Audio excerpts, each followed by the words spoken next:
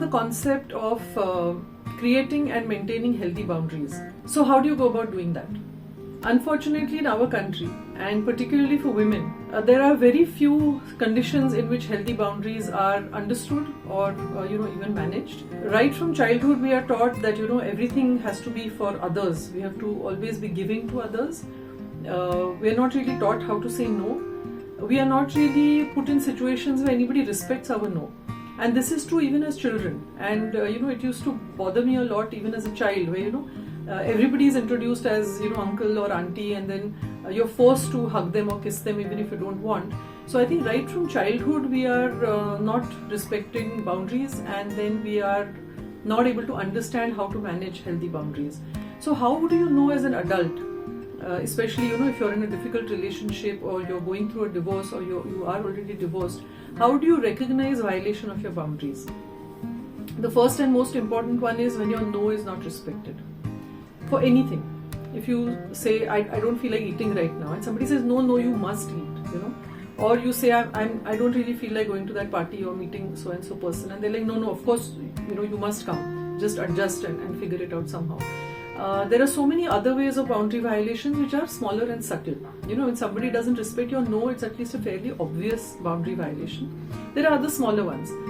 For example, you tell someone something in confidence and then just share it with a group of people as a joke. That is a boundary violation. If there is something which obviously you would not want to share with people, such as maybe you're going through some illness or some kind of a problem, if the person who knows about this shares it with a third party without your consent, sometimes not even in your presence, and somebody else comes back to you and says, oh, you're going through therapy, or you're going through divorce, I didn't know, that's definitely a boundary violation. Many other smaller ways of boundary violation is when people don't respect your physical space, but also when they don't respect your emotional space. So everybody needs time to themselves to deal with their emotions in the way that they choose best.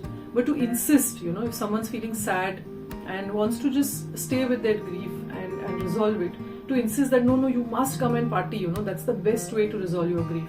Now, I understand in some circumstances, definitely, you don't want to leave the person alone and depressed.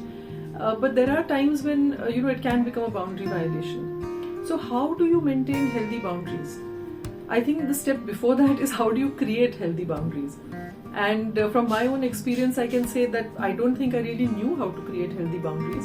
And I, for various reasons, the environment I was in didn't actually allow me to maintain healthy boundaries. When I tried to, it was made out to be, oh, you're too sensitive and you're just being so standoffish, and you're not a social person at all, and why are you this and why are you that, which really used to make me question, like, am I really a sociopathic person? But now I realize that I was just trying to maintain my boundaries with some people whose energies didn't match mine, whose vibe I was not comfortable with, but I was not given the space and I was not given the respect that me as a grown adult person realizes what I want and don't want, and it is respected by the person. And remember this very important truth: any healthy relationship will make sure that you feel safe in the relationship. Any relationship in which you don't feel safe, if they are not the person you will go to with good news, they are not the person you will share bad news with because you're afraid of their reaction and how they will make you feel, that is not a healthy relationship. So remember that setting boundaries is something that's very much in your control. Maintaining those boundaries requires some skill, requires some negotiation skills, conversation skills. Most importantly, it requires a lot of confidence.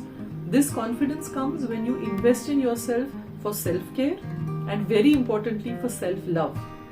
That is a very, very important piece of the puzzle.